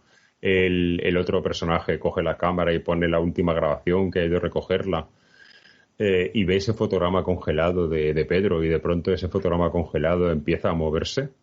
Uh-huh. Dices, ¿a dónde pretende llegar esto? Sí, es brutal porque es brutal el personaje este de Marta, de la prima. Claro, ella es escéptica, ya no se cree nada, es como... No, tienes que estar aquí, tienes que estar viéndome, que eso también me recuerda un poco a las películas de Pesadilla en Elm Street, ¿no? Cuando las personas que sufrían las pesadillas necesitaban a alguien de fuera para estar controlándolas, aquí es un poco lo mismo. Cuando la gente se arrebata, cuando el personaje de Pedro se tiene que tumbar en la cama, taparse los ojos y tal, y necesita que alguien esté ahí pendiente para ver qué pasa. O sea, al principio lo intenta con el personaje de Elena Fernán Gómez, pero le da un golpe a la cámara o para la grabación o no sé qué historia y no lo trunca. Pero luego con el personaje de Marta, de la prima, cuando se queda allí y de repente ves que se gira la cámara, la enfoca y la absorbe, tío, la vampiriza, eso me parece brutal. Sí, eso queda. Y luego la escena de que él esté en el fotograma, que ya solo que todo sea rojo y solo hay un fotograma en el que esté él, es un poco de pretender contar algo que creo que a la persona le da un mensaje distinto. Hay frases que me las apunté también porque hay frases que son muy hablando del cine, ¿no? Y el metacine y todo eso, la reflexión que hace el personaje de Pedro sobre el cine, que llega un momento determinado en que dice: yo ya no quería ver más lo mío, quería centrarme en las películas de los demás, ¿no? Que yo ahí veía un poco a Zulueta de decir, yo ahora no quiero... Cuando alguien hace algo, cuando a ti te pasará también cuando ruedas lo tuyo o cuando yo hago una canción, hay veces que necesitas un tiempo para volver a tu obra porque solo ves defectos. Es imposible apagar la autocrítica, ¿no? Es decir, ostras, esto lo tenía que haber hecho así, esto lo tenía que haber hecho así. El dar por finiquitada una obra, un corto, una novela, una canción, siempre es algo que dices, hay ejemplos míticos de cosas que se han alargado hasta la saciedad y otras cosas que se grabaron o se rodaron prácticamente improvisadas y que han funcionado y han tenido muchísimo éxito. Pero él, y luego en esa escena en la que él está haciendo esa reflexión sobre el cine, cómo le afecta a ver las imágenes que ha rodado y tal, hay una transición de escena que me parece brutal, que se queda la cámara enfocando la pantalla de tele que tiene la nieve esta típica rollo Poltergeist, la nieve de cuando no están emitiendo nada, y de repente aparece Cecilia Roth y estamos en otro sitio diferente, estamos en el piso. Esa transición me pareció también súper original, ¿no? De cómo pasar de donde estaba Pedro a esa otra tele en otra casa diferente. Sí, todo tiene cosas curiosas y bueno, por comentar la última escena de la película, en uno de estos documentales que los dos hemos visto, alguien cuenta que el final a Iván no le gustaba, que de hecho no fue ni siquiera idea suya, que fue una sugerencia de Eusebio, y que a mí particularmente me parece que es un final soberbio y me sorprende que no sea del propio Iván, porque creo que sí que está de acuerdo a todo lo que acontece en la película. No es algo que digas, bueno, parece tapadillo, parece que no pegue, no, que va, es perfecto. Sí, a ver, según lo que comentábamos antes, sí que se ha dicho que efectivamente que todo el guión es de él, entonces que igual no le gustara el final. Creo que se referían también, por eso también a mí me desconcierta un poco, ¿no? Quería también comentarte a ti qué opinabas al respecto sobre el sonido ese de metralleta que se oye cuando el personaje de José Sigado, del director de Poncela, es vampirizado por la cámara. Es el único momento en el que se escucha eso, se escucha como un ruido de ametralladora. Y ese detalle no lo he entendido yo muy bien. ¿A qué ha querido decir? No sé, porque estamos escuchando el ruido típico de la cuenta atrás de la cámara, ese ruido que estamos habituados a escuchar, pero en el caso de su arrebato, de cuando es arrebatado Poncela, ahí hay un ruido que es el final de la película justo, o sea, es el ruido ese de la ametralladora, él con los ojos vendados y pues yo creo que ese final es un poco, volviendo a lo que decía antes, creo que Iván lo que pretendía es que el espectador decida sobre la marcha lo que significan ciertas cosas. Creo que esta es una de ellas, que al mismo tiempo que pretende decirte, en mi opinión, que igual luego esto lo oye un erudito del cine y piensa que estoy loco. Pienso, por un lado, que pretende decirte que el cine ha llegado a absorberlo de tal manera que ha acabado matándolo, pero al mismo tiempo pienso que también pretende ser una crítica a lo que había acontecido años atrás en nuestro país. Me refiero a los fusilamientos, por el hecho de que se ven de los ojos antes de que eso ocurra. Ya. Entonces creo que algo de connotación política hay ahí también. Puede ser, sí, o de pictórica también, porque hay... si él era muy amante de la pintura y tal, pues sí que es cierto igual lo que dices, que el hecho de que se ven de los ojos y tal, pues es como lo que le hacían a la gente antes de ser fusilada.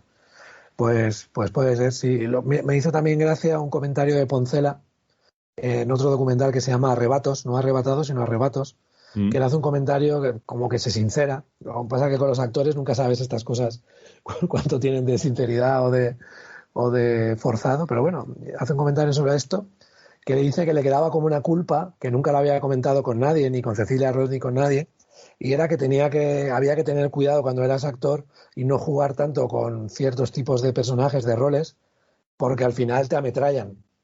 Hace un guiño como al final de la película y es como, pues, Eusebio Poncela, que también ha tenido problema con las drogas y tal. De hecho, el personaje que hace también en Martín H., donde también sale Wilmore en un pequeño cameo, el actor que hace de Pedro. También siempre el mundo de la droga ya se ha quedado siempre alrededor de Poncela. Y me hace gracia que hiciera ese comentario por eso, por como decía, que igual se metieron tanto en... Claro, bueno, Cecilia Roth también ha tenido escarceos con la cocaína y tal. Bueno, yo estoy convencido que uno de los que, aunque el guión lo firma Iván Zulueta, yo estoy convencido que otro de los guionistas de esta película sin duda es el Caballo. No cabe duda de que lo es, de que es parte del guión, una parte importante. Sí, es un personaje más. La heroína está ahí y bueno, y pues eso, cómo influye si la gente que nos está escuchando investiga en el árbol genealógico de la película, pues cómo la droga ha afectado. Claro, también eran aquellos años que no les pasó a estos actores y a este director en concreto, sino que era algo muy... ¿Cuántos músicos o cuánta gente? Pues eso, con lo que comentábamos, Antonio Vega, o la droga estaba ahí, encima no había tanta información. Todo el cine kinky, cuánta gente se ha muerto Bueno, no hay que irse a las películas. Tú, como comentabas antes, eres de una generación anterior a la mía y cuánta gente hemos conocido que, pues eso, que ha caído en drogas. Ya en mi quinta no tanto, la verdad. Sí, no, pero yo lo he visto en quintas un poquito más mayores Sí, que la mía, manos pero de sí que lo he colega, visto siendo yo de pues 15, 18 años, pues lo he visto en directo de desaparecer medio barrio. Claro, o sea, que sí, siempre se ha dicho que igual era el gobierno el que metió la droga para, pues eso, para hacer una criba y... Sí, claro, y los que volcaban los autobuses del Inserso también, pero bueno. Sí. No, eso ya lo hablaríamos con Miguel Bosé y las teorías de la conspiración. Pero bueno, sí, la droga estaba ahí y la falta de información y cuánta gente se quedó por el camino y luego cuántos creadores buscaban en la droga pues ese arrebato, ¿no? Ese cuelgue, ese pausarse. Es que, claro, la película tiene muchas dobles lecturas y cada uno tendrá la suya y igual son todas correctas o ninguna, claro. Creo que te voy a rectificar en esto, no creo que tenga doble lectura, creo que las tiene triples, cuádruples, quíntuples y de todo. Sí, exacto. Sí. Hasta el infinito. Pues Iván, no sé si te queda más algo que añadir. Llevamos cerca de una hora hablando de esta maravilla. Yo estoy súper a gusto, pero bueno, no sé si nos queda algo más que añadir respecto a lo que significa esta obra de arte, esta tercera película de ese póker de ases que comentaba anteriormente, que ya llegaremos a la cuarta. Pero creo que es una de las películas, sin duda, más extrañas de nuestra cinematografía, incluso me atrevería a decir, de la cinematografía mundial. Pues se me ha pasado volando, o sea que me he quedado arrebatado con esta conversación, nunca mejor dicho, y pues que agradecerte de nuevo la oportunidad de tener esta conversación y de que haya tenido que volver a ver la película, tomarme apuntes y zambullirme de nuevo en esto y la verdad que lo he disfrutado muchísimo. Me alegro mucho y si no se te queda nada más que añadir, que se te haya quedado en el tintero, no te creas que te vas a ir de más de 1000 gritos sin la típica pregunta que le hago a todos nuestros invitados, que tú como eres oyente habitual ya sabes cuál es. Sí que se me ha quedado, perdona, una cosa que quería decir que también me ha llamado la atención en lo de Arrebatados. ¿Te diste cuenta de que Julio Medem hace un comentario sobre que, claro, es que a mí me llama mucho la atención sobre ese Iván Zulueta que desde el 80, que estrena la película, no vuelva a dirigir, muere en el 2009 y dice, ostras, no hubo ninguna posibilidad, seguramente habría muchas y su carácter anárquico y la droga no ayudaría a esto, efectivamente. Pero Julio Medem hace un comentario de que él intentó, a través de Fernando Bobaira, que es uno de los productores, ya sabes tú también, muy importantes de este mundillo actual, intentaron... Cierto que, por cierto, sí, perdona que te corté, pero tengo que meterlo. Fernando Bobaira, aparte de ser uno de los grandes productores, es natural de mi pueblo, de Baiduxo. Ha vivido siempre en la casa de enfrente de la de mis padres y sus padres han tenido siempre amistad con los míos, aunque yo a él no lo conozco. Pues mira, todo, ¿ves? Es que al final lo que comentábamos, las conexiones, el mundo pañuelo, tío, a mí esas cosas me alucinan. Bueno, pues lo que decía Medem en el documental este que la gente lo puede ver en YouTube de Arrebatados, es que intentó quedar con Iván, coescribir algo entre los dos, y creo recordar, igual no lo recuerdo bien, pero creo que nombra que la intención era hacer como una segunda parte de Arrebato, cosa que dije, no, ya te digo, igual que la gente lo busque en internet, igual me estoy equivocando, pero no, sí seguro no estás equivocando. Seguro. Sí que hubo una intención de hacer algo entre Julio Medem y que es también un tío con una imagen súper poderosa. De hecho, en el primer corto de Medem sale Wilmore, o sea que se nota que Zulueta había sido una influencia para muchos y en este caso uno de ellos, Julio Medem. Y había una intención ahí de hacer algo y no se pudo materializar. Y Zulueta siempre se quedó con la historia de decir, ostras, me hubiera gustado hacer cine de género, luego haber hecho cine de autor. Es un poco David Lynch también, es un tío muy particular, el mundo visual de él, y yo creo que por el motivo que sea, pero perdimos un director, eso que comentábamos antes, de si no hubiera tenido éxito Almodóvar y que hubiera triunfado hubiera sido él. Pues igual no estaríamos ante una película tan grande, porque igual el tiempo no lo hubiera puesto donde se merecía. Sí, pero bueno, tiene esa aureola de ópera prima, porque realmente la de 1, 2, 3 al escondite inglés era un encargo que le cayó de rebote y él, como venía de un programa de televisión que se llamaba El Último Grito con Íñigo, pues el mundo pop y todo eso, tal. Entonces, esa película está ahí como previa, que de hecho al principio la firmaba Borau, porque como comentábamos antes, él no podía firmarla porque no tenía la carrera terminada y no le dejaban firmarla, pero bueno, el director era él. Pero era un ejercicio pop. Sin embargo, esta es su Su vamos a verdadera decir, ópera prima. exacto, vamos a decir que es su ópera prima y que no hubiera más, porque luego hizo capítulos de programas de televisión, de series y tal, pero no dio para más y dices, ostras, nos hemos quedado ahí sin un director que podía haber hecho cosas súper interesantes. Pero bueno, aquí queda Arrebato. Aquí queda Arrebato y podía haber hecho cosas interesantes, pero igual podía haber hecho cosas que no hubieran sido tan grandes y hubieran dilapidado su carrera y esta película se hubiera quedado obsoleta de otra manera. Sí, esas cosas siempre quedan ahí. O sea, pues nada, ya he dicho lo último que se me había olvidado, perdona que te haya cortado. Nada, el invitado es el que manda. Bueno, pues no te vas a escaquear. Sabes cuál es la pregunta, ¿no? Necesito que me escojas una película de nuestro cine que no sea Arrebato y que sea una película que te provoque arrebato. Aquí nosotros ya hemos tenido largas conversaciones sobre la cal y arena de Ales de la Iglesia, sobre que una película nos gusta, la siguiente no, así, y a veces incluso hasta coincidimos. Sí, pero pocas, pero bueno. Sí, en este caso coincidimos de todas. El Día de la Bestia es otra de esas películas que a día de hoy, si la están haciendo en la tele y pasas por ahí y la ves, te quedas. Te quedas. Yo no puedo dejar de verla y me parece otra, con los defectillos que pueda tener, pero es otra de esas películas que... a ver, es muy típica decir esa película también, porque hay más películas antiguas. Cada uno puede decir la que quiera y esa película, aunque sea muy típica, es una película muy grande, muy buena y claro. No es la primera vez que pasa por aquí, hemos hecho un programa sobre ella y no es la primera vez que uno de nuestros invitados la escoge, con lo cual me parece una perfecta elección. Claro, y Zulueta también encajaría como con Chicho Ibáñez Serrador, son rara avis, ¿no?, dentro del cine español, que hacían cosas en momentos en que no era lo habitual. Ahora ya, por suerte, el género está mucho más vivo, pero yo sí que encajaría Arrebato dentro del fantástico, a pesar de que lo que hemos comentado tenga cosas que no sean tan eso, pero sí, es una película de celuloide vampírico, o sea, ¿qué más se puede decir? No se puede pedir nada más. Claro, sí.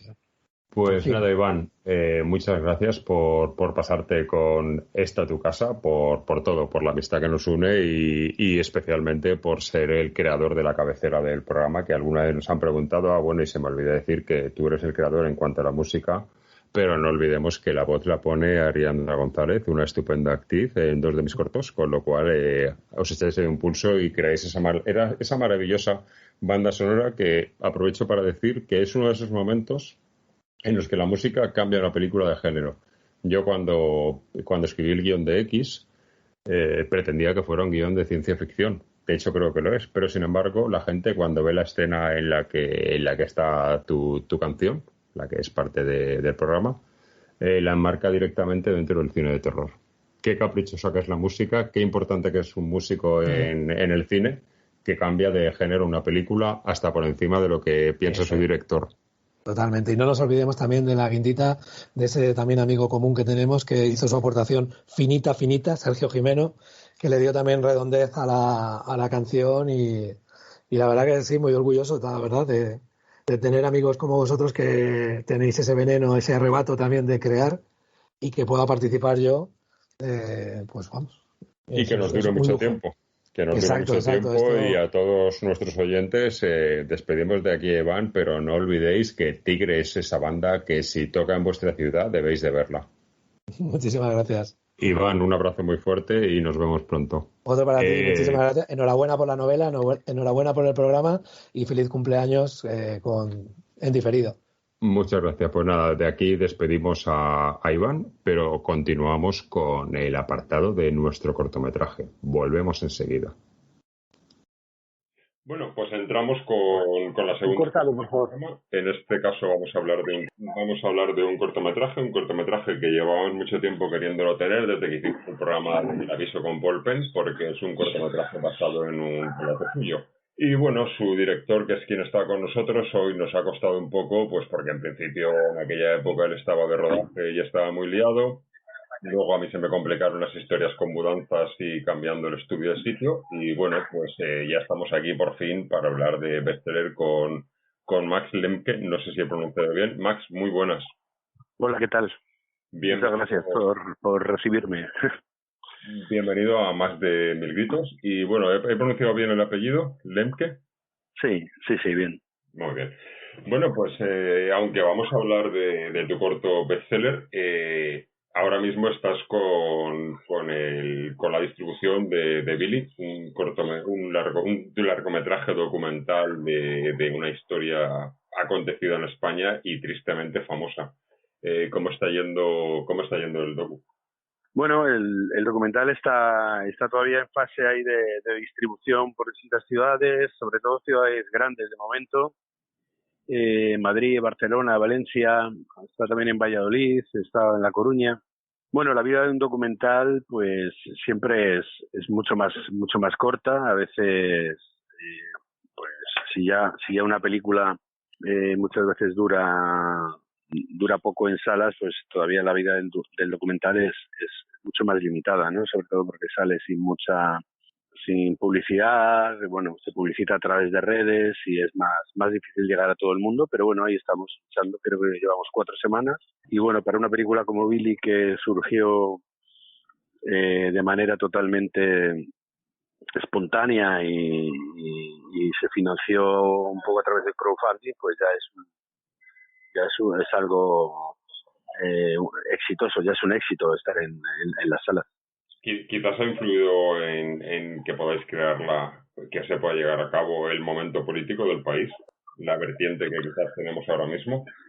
Bueno, yo creo que eso nos influencia siempre a todos los creadores cuando hay esta polarización tan grande en la política, porque en el fondo quiere decir que no hemos solucionado muchos problemas del pasado, y cuando nos pusimos a trabajar en este documental, pues en realidad si algo podemos sacar en claro es que todos esos problemas políticos que venimos arrastrando desde la época de la transición pues siguen siendo todavía muy actuales porque no se han resuelto. Y el auge de la extrema derecha y el que de repente se polarice y se traiga a colación y se ponga en duda derechos fundamentales que ya ha ganado la ciudadanía y que todavía se pongan en tela de juicio, como puede ser el aborto, como puede ser el derecho a la vivienda, y etcétera, etcétera.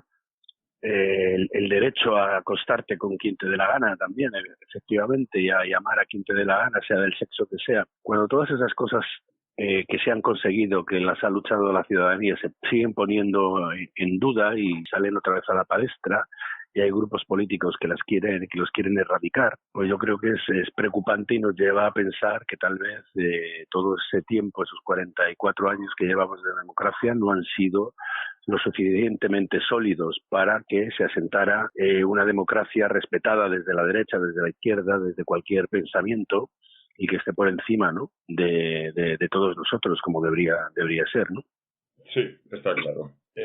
Bueno, pues espero que te vaya muy bien con el documental, y si está en vuestras ciudades, para todos nuestros oyentes y nuestras oyentas, pues bueno, no os lo perdáis porque es una historia tristemente famosa, pero es una historia que está muy bien conocer. Y bueno, vamos a entrar a hablar de por lo que estás invitado en nuestro programa, y yo quería lanzarlo primero, que tú siempre te has movido más entre el drama, que drama, incluso drama social, que ya tocaste con 5 metros cuadrados, y drama en general, pero vamos, con Bestseller das un poco el salto al terror, al fantástico.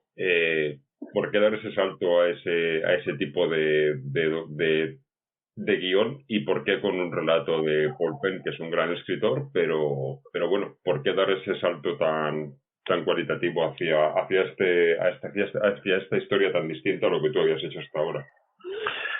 Pues bueno, yo desde hace tiempo también me apetecía mucho hacer thriller, y me puse también a escribir otras historias que tenían que ver más con historia, con género. Me interesa también, me gusta mucho el fantástico y me gusta mucho el terror, y bueno, pues yo creo que como cualquier director, pues está siempre intentando buscar temáticas diferentes o bueno, acercarte tal vez a unos gustos de los que también participas, ¿no?, como espectador. Y tuve la oportunidad en un momento dado de conocer, yo conocía sobre todo mucho a la representante de Paul Penn, a su agente literaria, y ella fue la que primero me habló un poco de Paul Penn, ¿no? Y entonces empecé a leer relatos cortos que él había publicado por ahí solamente en internet al principio de su carrera, y bueno, la verdad que me llamaron mucho la atención, me gustaron mucho, y incluso bueno, llegamos a trabajar juntos en una novela que ahora se va a llevar al cine también, pero que entonces el proyecto, digamos que lo inicié yo, y luego al final, bueno, pues por cuestiones de financiación y tal, pues no se llevó a cabo, pero empezamos a trabajar juntos, y le pedí en un momento dado que me cediera este relato corto, que se titula igual, homónimo bestseller, para hacer un cortometraje, ¿no? Tenía un poco la idea de intentar volver un poco al formato corto, que hacía tiempo que no había hecho nada, sobre todo, bueno, pues de buscar hacerlo siguiendo un poco las líneas de financiación, pues que también que existen para el cortometraje, pero que yo hacía tiempo que no las había tocado porque no había profundizado, no había seguido haciendo cortos, ¿no? Sí. Y bueno, pues verá que pasa una máquina ahora infernal por aquí. Esa es la magia de hacer estas cosas así. Bueno, sí. Tampoco se ha oído, ¿eh? No es algo que no. he estado. Vale. Y entonces, la verdad que puede sonar un poco petulante, pero decidí que la única manera en que yo ahora pudiera acceder, digamos, a conseguir financiación para un corto y tal, pues era intentando montar un proyecto y generar un proyecto que tuviera una solidez y una calidad muy potente. Entonces, bueno, lo primero hice un buen dossier, que me ayudó un gran amigo diseñador que diseña un poco todos los dosieres así con los que voy moviendo, y bueno, la idea era que ya desde las páginas de ese dossier se respirara ese pozo del thriller y de la historia y de cómo lo queríamos contar. Y bueno, pues fui primero al Festival de Medina del Campo, que como sabéis tiene anualmente un concurso nacional, ¿no? Y nada, pues presenté y lo gané, con lo cual pues fue la primera pata un poco para conseguir la financiación de ese cortometraje. Luego, bueno, la verdad es que allí me ayudaron muchísimo en Medina del Campo, y conseguí una localización maravillosa. Yo solo necesitaba rodar en una biblioteca porque todo ocurre en un solo espacio, en una sola noche, y bueno, allí me abrieron las puertas de la ciudad y me conseguimos una biblioteca maravillosa que llevaba tiempo cerrada y que tenía un look así muy importante y muy necesario para darle este mundo de terror a la historia. Y bueno, pues ese fue un poco el punto de partida, ¿no? Luego, bueno, a través de esa primera ayuda, pues conseguí pues las ayudas típicas un poco que haya a cortometrajes, tanto, bueno, primero porque las de Madrid, porque residí allí, y luego también las de Utah. Es decir, que al final, digamos que hice un corto con unas posibilidades económicas bastante saneadas, bastante saludables. Es decir, puedo hacer un corto con todos los medios. Bueno, pues el resultado la verdad es que es muy visual, y aquí quiero hacer una pausa, un retroceso un poquito hacia atrás por dos cosas. Primero, porque siempre que traemos un corto intentamos que sea un corto que esté en abierto para que nuestros oyentes puedan verlo antes de que se lo destripemos. Entonces, este corto está en abierto y lo pueden ver, si no recuerdo mal, está en YouTube, ¿verdad? Sí. Está en YouTube o incluso en Film Affinity, podéis leer la ficha del corto y tener acceso, ¿vale? Entonces eso es una cosa interesante para que nosotros ahora tengamos tranquilidad de poder contar todo lo que queramos sobre el corto, porque ahora simplemente hemos hablado, que no es poco, de su realización, pero entraremos un poco más en lo que es destriparlo.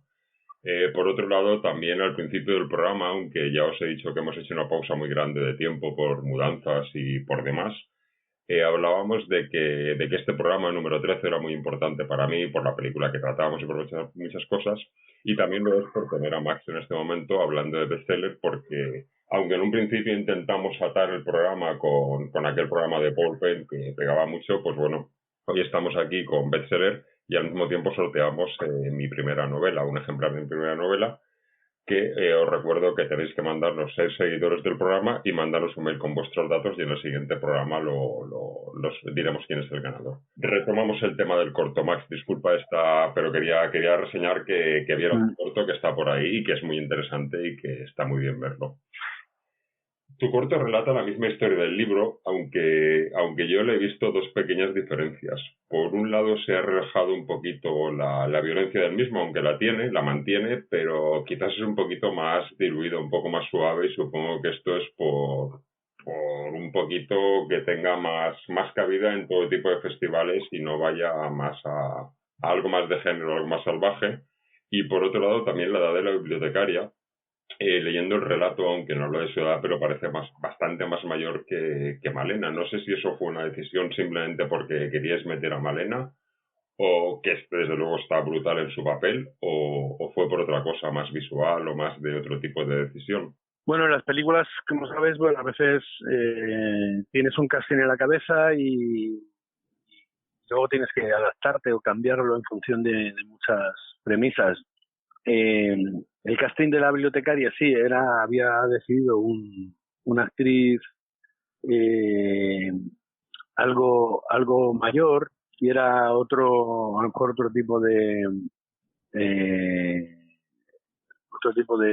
situación la que se daba. Ella, digamos que era como la abuela, ¿no? Más o menos, tenía la edad de una abuela, ¿no? Más o menos. Estaría como al borde casi ya de jubilarse de la biblioteca. Pero en un momento dado también tuvimos un poco la suerte de que entrase Malena en el proyecto. Y eso ayudó a bajar un poco también la edad y ayudó a que las acciones que tiene en la historia pues fueran un poco más creíbles, ¿no? Porque cuando, bueno, intenta un poco zafarse, intenta un poco huir del ataque del acosador, pues nos parecía que que hubiera sido más complicado con una actriz de más edad también para que se hiciese bien, se hiciese creíble y no se hiciese tampoco ahí como mucho daño, aunque estuvimos, bueno, pues con especialistas y con gente que nos ayudó un poco a hacer esos pequeños movimientos de acción, pero bueno, intentamos evitar también que eso quedara menos creíble si el personaje tuviera más edad, ¿no? Y luego, bueno, en realidad yo hace mucho que no he releído la historia, pero el relato, pero yo creo que más o menos fuimos bastante fieles al espíritu de la historia. Porque en realidad es más que violenta, es una historia un poco de un terror así más psicológico, ¿no? De algo que se va ciñendo sobre esta persona que va a descubrir un secreto, ¿no? Que tiene relación con los libros, ¿no? Y entonces, pues con los libros que presta. Y entonces a partir de ahí, vamos descubriendo junto a este personaje de la bibliotecaria cuál es la verdad de un supuesto amable consumidor de libros, pero que luego tiene un secreto oculto y digamos que es un terror como a lo mejor más psicológico, más que violento y sanguinario, ¿no? Es una historia que yo cuando yo conocí primero, aunque soy lector de Paul, pero soy lector de sus libros, entonces no de los relatos cortos, entonces yo la conocí por el corto primero y yo pienso que aunque tiene algún cambiete que otro, pero es muy fiel a la historia y al terror psicológico. Eso también le da mucha importancia tanto en el relato a algunos títulos de libros que aparecen, y tú lo limitas a algo más visual, más prestando la atención a un libro mucho más importante, y Y me parece que da mucha frescura al corto el fijarnos tanto en esos títulos más limitados, no jugar con tantos, porque claro, lo visual funciona de otra manera que lo literario. Pero sí que me parece que tenéis un muy buen acercamiento a la historia y a la parte sobre todo literaria, más que otra cosa, que es muy importante la parte literaria en este relato. Sí, bueno, en vano un poco ocurre claro en esta especie de templo que para la bibliotecaria es su lugar de trabajo y el lugar donde ella es absolutamente meticulosa y guarda pues, y trata los libros como tesoros y tal, ¿no? Y entonces cuida mucho de ellos y sí, eso era en estos tiempos en los que yo creo que el libro físico, ¿no? Está un poco perdiendo el valor que debería tener, pues también era un poco un homenaje a ese pozo de cultura, ¿no? A esos lugares un poco mágicos que son siempre las bibliotecas, ¿no? Donde muchas veces hemos pasado pues muchos ratos estudiando, preparando exámenes o simplemente yendo ahí a releer y a sacar viejos libros, ¿no? Bueno, sí, es un relato que tiene también mucha connotación literaria porque siempre, bueno, yo creo que Paul Penn siempre es un escritor que le gusta eso de incluir esos elementos de referenciales de la literatura y del cine también, ¿eh? Pues también es muy cinematográfico muchos de sus historias se leen de una manera muy visual también, y eso hace que, bueno, en vano yo creo que hace que se ha llevado ya 2 de sus novelas al cine, ¿no?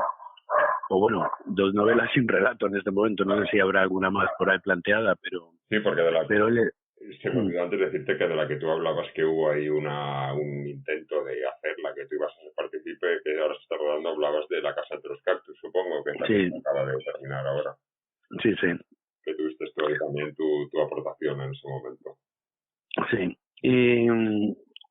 y bueno, y de hecho también creo que él también estaba escribiendo alguna serie, bueno, digamos que y él viene también un poco de ser guionista de televisión, con lo cual, bueno, pues tiene siempre esta relación con el mundo audiovisual muy latente y yo creo que eso se nota en sus textos y en ese sentido es como fácil de adaptar. Sí, como que ayuda, ¿no? Como que sea tan visual que realmente cuando lees sus libros es como si estuvieras viendo la película, eso a la hora de adaptarlos ayuda. Sí, eso es. Bueno, pero luego hay que saber hacerlo, no ayuda y lo va a saber hacer cualquiera. Luego hay que tener un director con talento que sepa llevar eso. También respecto al protagonista de la historia, Ricard Salas, me parece que está inmenso con ese aire de psicópata que lo que le gusta no es hacer el mal, sino disfrutar con el mal, jugar con su víctima, y me parece que está inmensísimo. Sí, yo había trabajado con Ricard en alguna serie de televisión y la verdad es que me parece que es un tipo que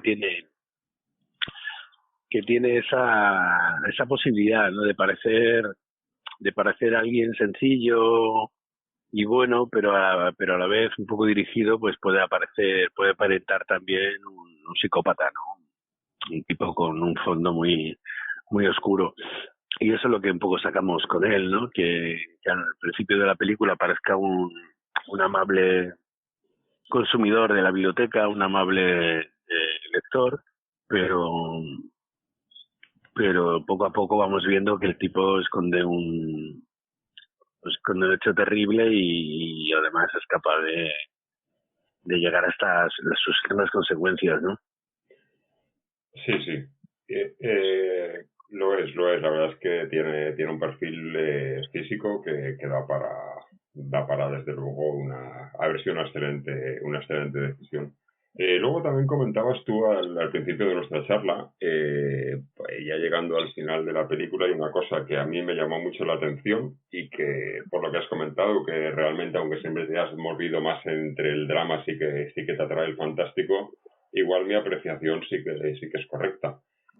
Ya hacia el final del corto, la escena donde Malena está al salir de un pasillo mirando la puerta y calculando por dónde puede estar él y el tiempo que va a tener para salir, a mí me lleva directamente a Ripley en Alien. ¿Son imaginaciones mías o hay algo de eso en la construcción de la escena?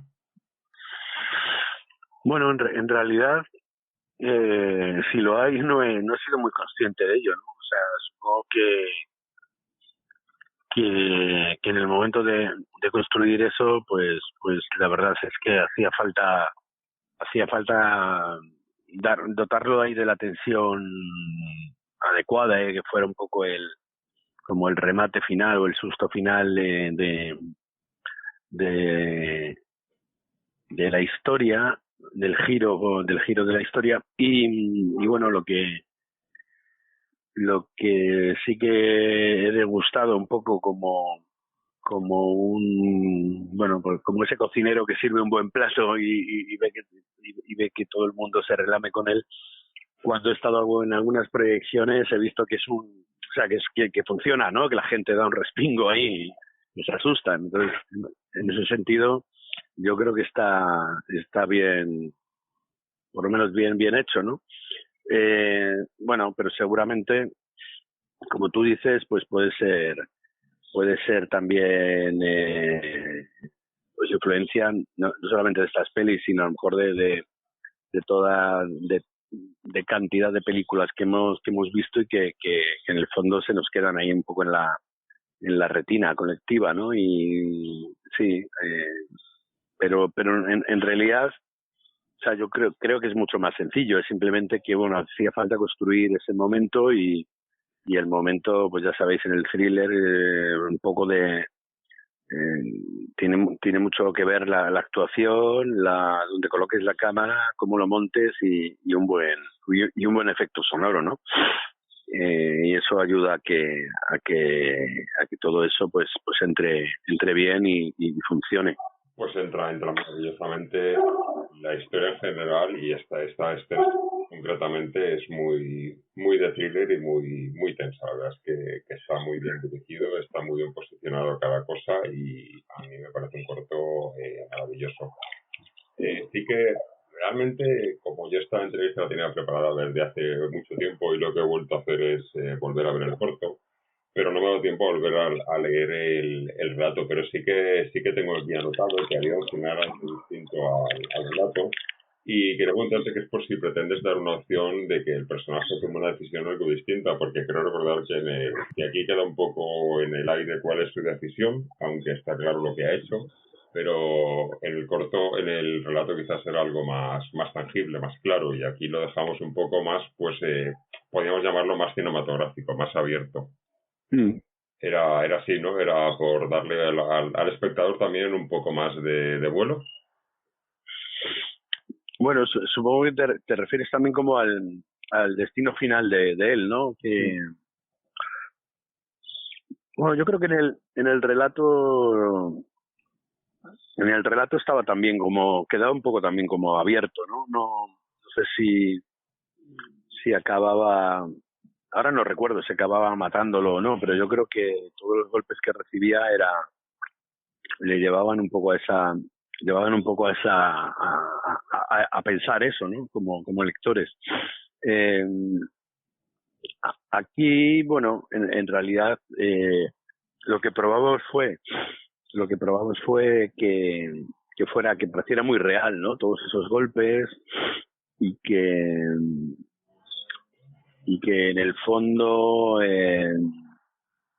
dieran un poco esa sensación de que aunque el personaje de Malena es alguien más frágil, es alguien más a priori, ¿no? Pues sí, como más frágil, más puntilloso, más delicado, es una mujer y tal de mediana edad, no sé qué, pero frente a alguien a lo mejor más fuerte, más osado, más violento, pero bueno, yo creo que lo que nos servía era que poner a esta mujer en una situación totalmente violenta, ¿no? Totalmente de jugar con ella al gato y al ratón y de saberse que puede que puede morir en manos de este psicópata, pues digamos saca unas fuerzas de allí donde parece no tenerlas para librarse del tipo, ¿no?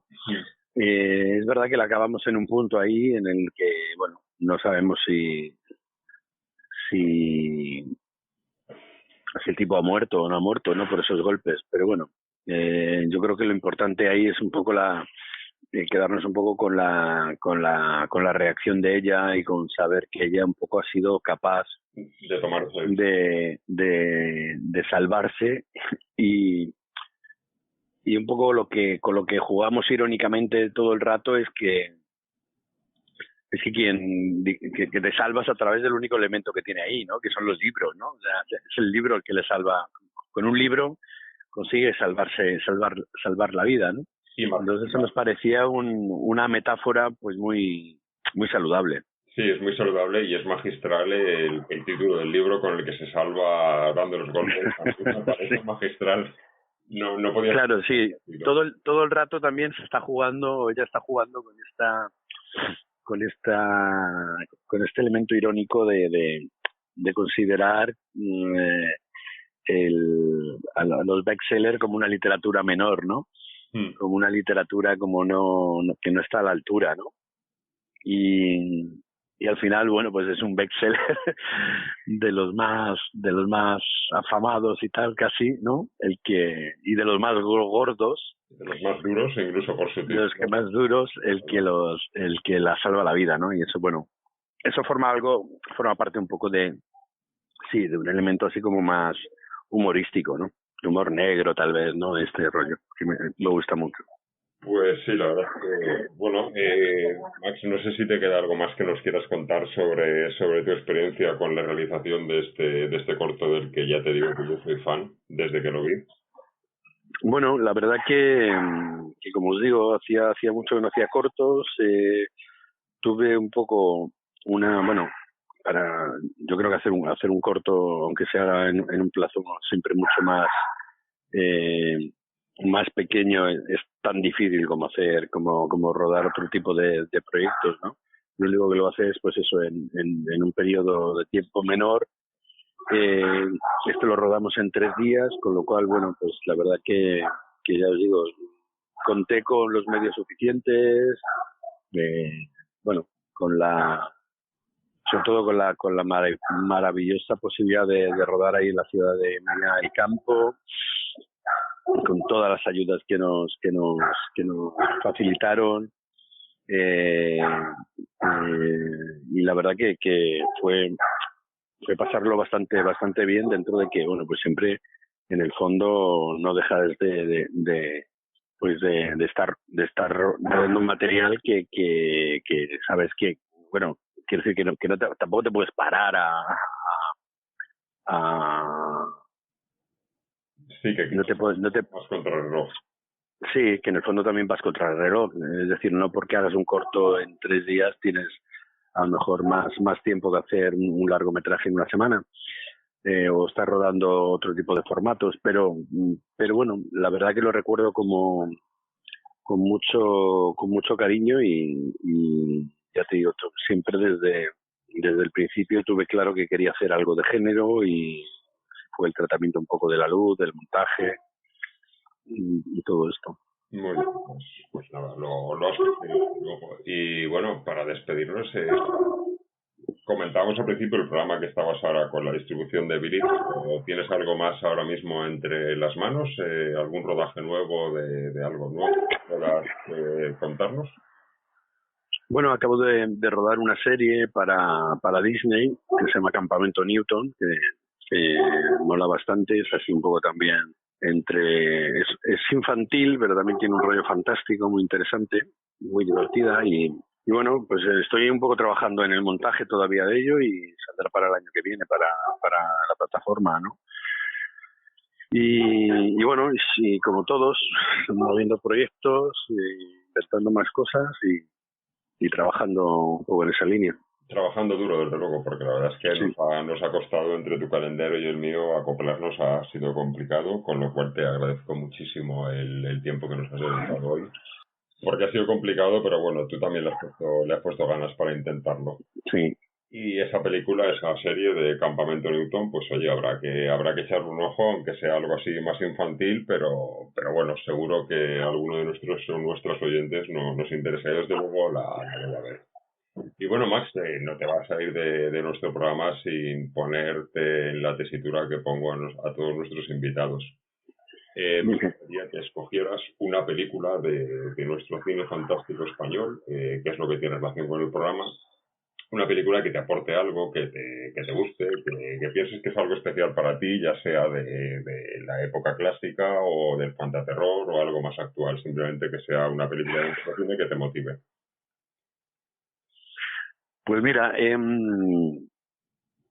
visto hace poco La abuela y de Plaza y me ha gustado bastante, me ha gustado muchísimo la fotografía, que además es de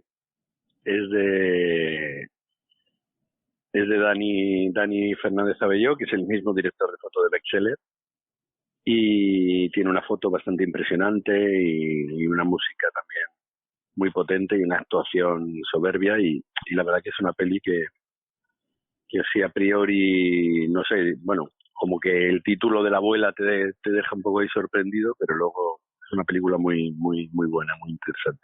Muy bien, pues oye, lo único que tengo ahora mismo es envidia de que la hayas podido ver. Yo este año no he podido visitar Sitges por motivos varios y la verdad es que es una película que le tengo muchas ganas, promete, porque una película dirigida por Paco Plaza y con guión de que ahora iba a decir su nombre y se me ha olvidado. No sé si es de Fernando Navarro, el guión. No, es de un director. No, de hecho, es de Carlos Bermúdez, sí. Carlos Bermúdez, correcto, que se me había... Sí. Pues un guión de Bermúdez y con Plaza, bueno, pues seguro que es una bomba y ya nos lo dices tú que sí. Bueno, pues Max, muchísimas gracias, lo dicho, por estar aquí y nada, enormemente. Gracias a ti, porque al final ahí has estado ahí intentándolo durante todo este tiempo y al final lo hemos conseguido. Muchas gracias, porque es un placer. Igualmente, gracias, hasta luego. Chao. Pues ahora sí que estamos en el final del programa número 13. Espero sinceramente que haya merecido la pena todo el tiempo que hemos tardado en sacarlo. Pero, como ya os decía al principio del programa, me tomé un descanso por el verano y luego, pues, circunstancias de la vida han hecho que la cosa se vaya un poquito más allá por, pues, bueno, las historias que os comentaba de la mudanza y demás, que hemos cambiado el estudio de sitio a mitad programa, además. Y nada, con esto lo dejamos aquí. Sinceramente voy a hacer lo que sea para que el siguiente programa tarde muchísimo menos en salir. Y sinceramente también espero que os guste mucho este y el siguiente. Y no olvidéis que podéis participar en ese sorteo de la novela, de mi novela, simplemente mandándonos un mail a la dirección del programa, másdemilgritos@gmail.com, diciéndonos pues vuestros datos personales y antes de eso ser suscriptores del programa o suscriptoras. En el siguiente programa, por lo tanto hasta ese momento es hasta donde tenéis, en el siguiente programa, cuando lo estemos grabando con el que sea nuestro invitado ese momento, pues uno de vosotros o vosotras ganará la novela y se os enviará a vuestra casa. Muchas gracias y mucho fantástico.